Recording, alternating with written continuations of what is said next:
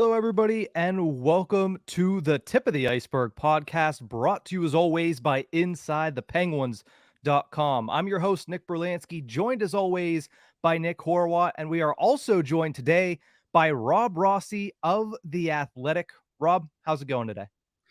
It's trade deadline week, so a lot of caffeine, not enough sleep. A lot of Every battery year. charging on my phone. Every year, it seems like the constant grind, and this year, very interesting week leading up to it. Sometimes you get it where nothing happens till the day of. Sometimes you get a couple of moves sprinkled in. It seems like every day there is just bombshell after bombshell that are being dropped this year. Does it seem like there's a little bit more activity this year than most?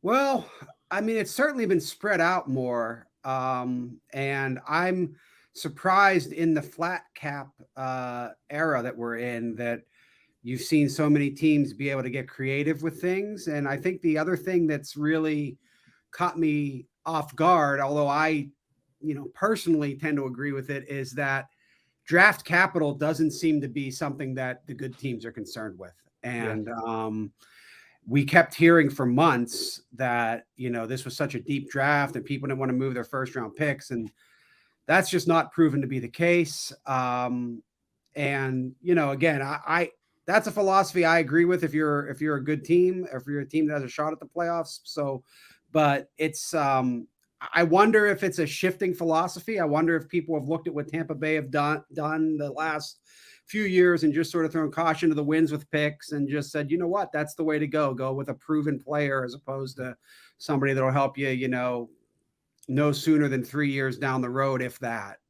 If you look at the hit rate on even first round picks outside the top five, it's not, if you look at that from an analytics standpoint, as more and more teams get into analytics deeper, I do wonder if they value those picks as much as old school GMs or the media does. It's sort of been a cottage industry, prospects picks. We might be seeing the beginning of an era where they're not as valuable as they've been. What do you think of Ron Hextall's take on the first round pick? I mean, he said that he wasn't willing to move it out, but I mean, is it still possible that he can? I think he can. I mean, from what I've heard from people I've talked to with the team, he does not want to. He doesn't even seem to want to move picks that are first rounders years from now. He's very old school with the way he likes to build. There's not really been a success rate to justify that, holding on to that mantra. If you look at sort of the development or the evaluation and development, I should say, of the prospects that he brought into the system in Philadelphia, I don't think it's fair to look at the ones in Pittsburgh right now. You could discuss the pro level evaluation, but the amateur level, it's not enough time. But it's not necessarily something that jibes with, him saying when he got the job, he sort of learned from mistakes. And when you re-sign the Malkin and Letang and Rust, and you bring Raquel back, and you bring in Jeff Petrie, and you sign Jan Ruda, and you do all these things, and you spend the salary cap, I don't know that it makes a lot of sense to be thinking about the future based off the roster you've built.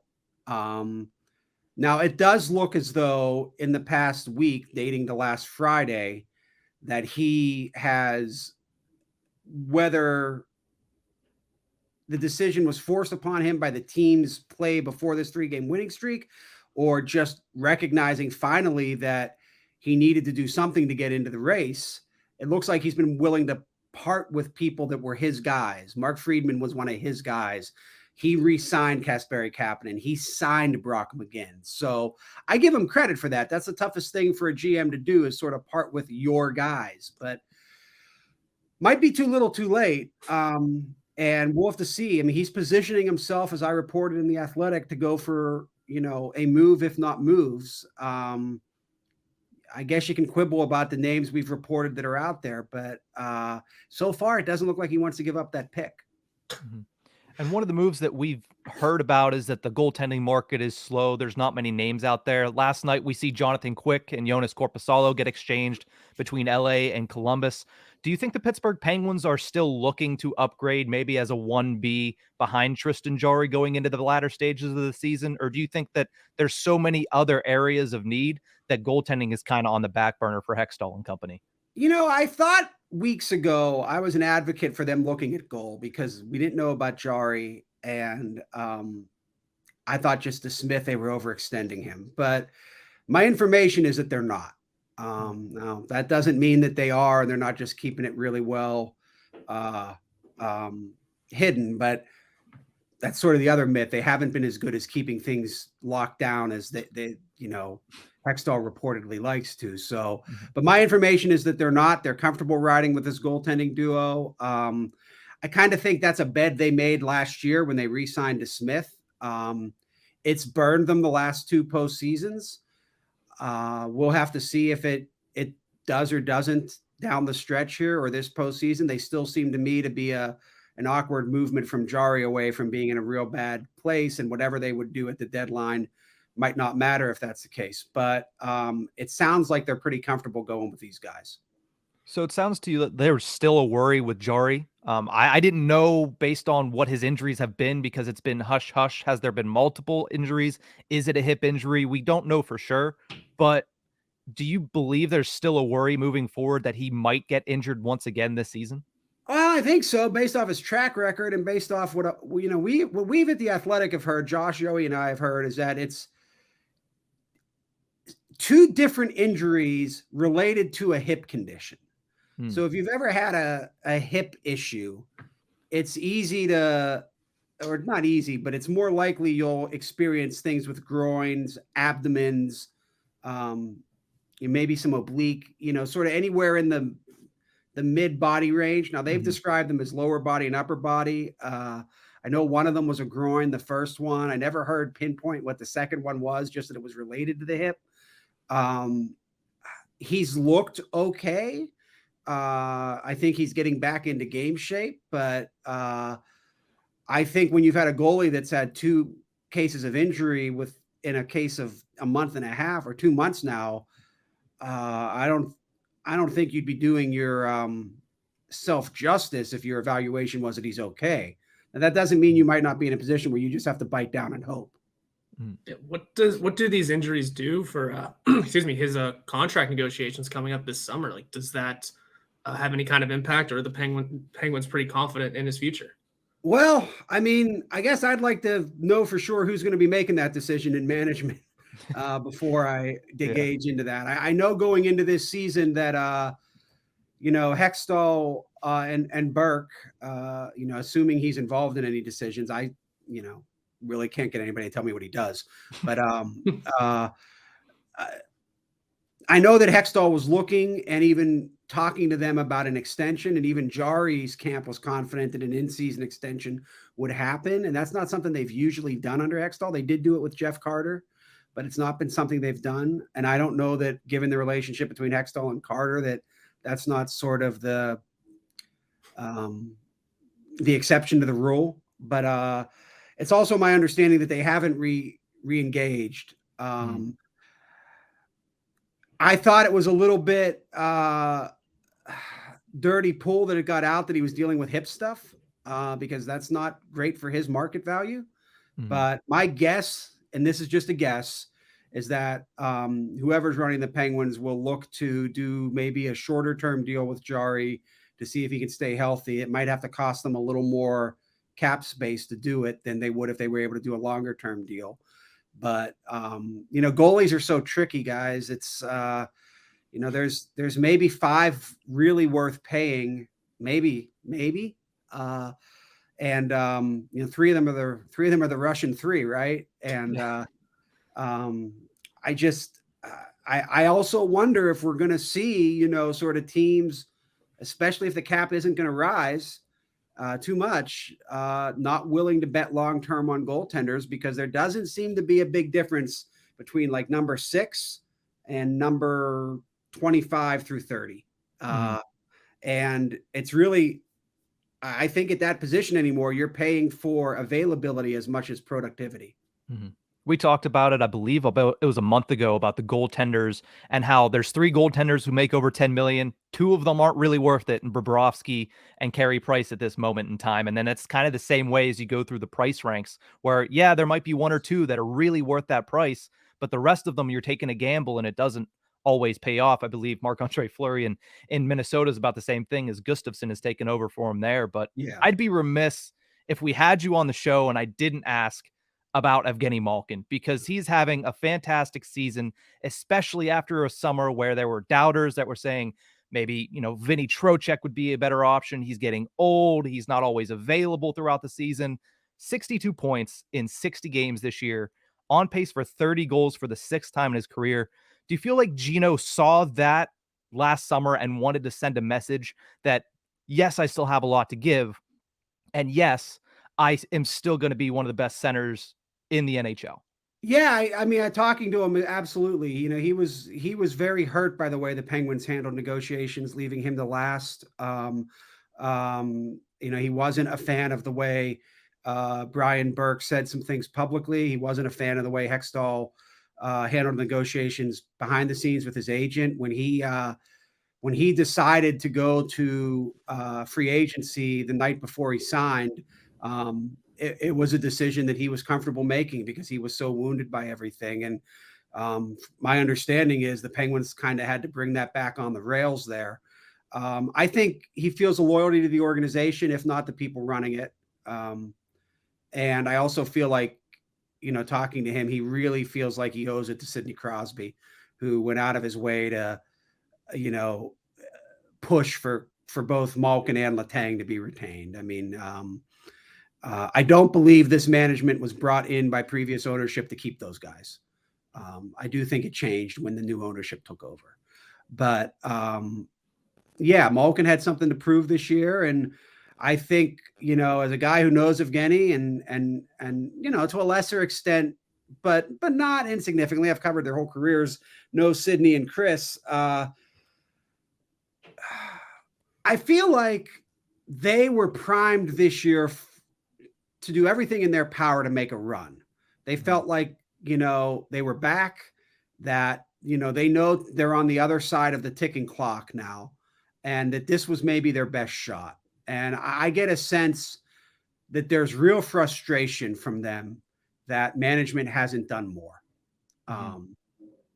And if that's true, and again, that's my sense, but if that's true, it would be hard to blame them. Knowing what these teams' deficiencies have been and waiting until literally the final week before the trade deadline to even begin addressing them is would be disappointing if I were those 3. Yeah, and that's exactly where I wanted to bounce off of is what have your thoughts been of Hextall so far in his tenure? And does he have to work his way back into the good graces of this fan base? Because I mean, not that I can remember, I've never seen chance like that happen at a Penguins home game. It seemed like the worst loss in the Crosby era. And does he have to work his way back in? And what have your thoughts been on him? To be fair to Ron, I think he was always battling that he was a former Flyer with the fan base. So I think he had less room for error. You're asking me my opinion. I wrote in The Athletic last week that Fenway Sports Group shouldn't let him make another decision. So, I mean, that kind of tells you what I think of the performance he's had. But I stand by it. Even if he pulls off something here, I'll give him credit if he does. But I also wonder if it's too little too late. I mean, there was a time where you could have probably looked to deal Brock McGinn when he was on that heater in November and he wasn't interested in doing it. There was a time, they've been trying to trade Kasperi Kapanen and he just wouldn't do it, as far as I've heard, partly because he didn't want to trade him to an Eastern Conference team. I mean, it's just such an old school methodology. His tenure, to me, has lacked the creativity and innovation that a GM in Pittsburgh needs. I don't think it needs to be throw everything against the wall like Jim Rutherford did. I mean, clearly there was a point of diminishing returns towards Rutherford's end. But he's only made 5 trades and 2 in season. And Any way you cut it, he had to send a guy that he re-signed down last week. And had that guy not been claimed, he would have had to make another move just to get one of his signees back onto the roster. He has struggled to do the basic thing, which is get his roster on the ice. We don't know what Ty Smith is as a player because of Hextall's spending so close to the cap. We don't know if Nylander could have helped this team, one of their better performing prospects in the AHL, because they haven't been able to get guys up against the cap. I mean, on cap management this season alone, they have looked amateurish. And in terms of, and none of this is personal, it's just looking at it from an objective view. And if you look at the professional player level evaluation that they've made, somehow thinking that the best use of assets was to bring in Petrie and Ruda. Like they had signed Ruda and then they traded for Petrie. Like, did you need both of them to count so much against your cap and giving up assets? And that's just one example. The Carter extension is an albatross around this team. He's very well liked by his teammates. He obviously has a personal relationship with Hextall, but when you're in a tight cap, that was just a move that you couldn't afford to fail at. And, he didn't give himself a lot of room to make mistakes, and he's made quite a few. That doesn't mean he hasn't done some good things. The Rickard Rakell acquisition and signing was great. I could quibble about the decision to retain Brian Rust, but they clearly valued that player. But this is also this is also a management team that has talked about wanting to make this team tougher to play against for 2 years. And I struggle to find how they've done that. And I don't mean getting guys that can fight. I just mean getting guys that are difficult to play against. Josh Archibald might be pound for pound his best acquisition. And I'll let people decide where they feel about that. And I think part of it too is when you look at his planning. I'm not one, I've never seen his plans. I haven't looked in his notebook, but you look at his first off season. Time FSG hadn't either, so it's very true. But if you look at his first off season, a lot of 1-year deals. Basically, let's build for this year, see what we can do. And then the only player that got a multi-year contract was Brock McGinn. And then you look at his second off season, and he's handing out multi-year contracts like it's nobody's business, like Jan Ruda. Obviously, you understand the Letang and Malkin extensions, but going for both Rust and Rakell, which both of them have been good, but you start to struggle to see the forest through the trees and saying, okay, why did we get so worried about giving out term the year prior? And then all of a sudden term is what we're dealing with. Part of that might be the salary cap. But to me, it seems like a coach and a general manager that are not on the same wavelength, and also a plan in which now you see it in the last week before the trade deadline, where he's hoping for help with other teams picking up on waivers. It just seems like there's a lack of a plan from Hextall in my eyes. I've been trying to piece together what the plan is based off just what they've done for a year and a half, and I can't find it. And I get the sense there's real frustration from people in the organization by the lack of cohesion. And, I reported that Mike Sullivan has been pushing for Jacob Chychrun, which is true, and that Ron Hextall's been hesitant, partly because of the picks. It's also, partly because Hextall doesn't really like the player as much as his coach. There seems to be that they're, like you said, they're not on the same wavelength. And I have found Sullivan's answers over the past week when he's repeatedly said, that's a Sullivan question, or Sully thinks we need, maneuverability in that. I tend not to want to read too much into that, but it's difficult not to. Yeah, and with the trade deadline just days away, and you just mentioned Jacob Chychrun and the Penguins' possible involvement there, what else have you been hearing from the Penguins' involvement with the Coyotes or the Canucks, which has also been a big one in the last couple of days? And is there anyone else, teams or players that have been on the Penguins' radar? Well, all I can go on is what I've been able to confirm and report in the Athletics. So if people haven't read that, reported yesterday that they re-engaged about Chychrun, and it might be a multiplayer deal that they're discussing, or it's a multiplayer deal that they've re-engaged with possibly an unnamed forward. I couldn't get the name of the forward coming back. Vancouver reached out to them about JT Miller, and it was my understanding at the time Hextall wasn't really keen on that. But he also didn't outright say no. And I know those discussions have continued. There was a report out there about Brock Boeser. I might be saying his name wrong. Is it Boeser, Besser? Either way, I've been told by a source with the Canucks and the Penguins that they don't think he's headed to Pittsburgh. So that's it. You know, the Chychrun market is so interesting because now there seems to be teams in it like Washington that could maybe add some assets to sweeten the pot. That I don't think Hextall wants to get into that game. You know, to me, Chychrun is such an intriguing piece because you could get him at a pretty agreeable cap hit for the next 2 seasons other than this, and he would immediately slot in as your number 1 pairing partner with Chris Letang. And if you look at every team that has legitimate aspirations of winning in this league right now, they have a bona fide top pairing. And the Penguins had that for years with Letang and Dumoulin, but Dumoulin's just not that anymore. I think Dumoulin's played a lot better the past month and a half maybe than he has all season, but he's not that guy anymore. I think when you invest in Letang, it doesn't make sense not to get him you know, a partner worthy of that investment.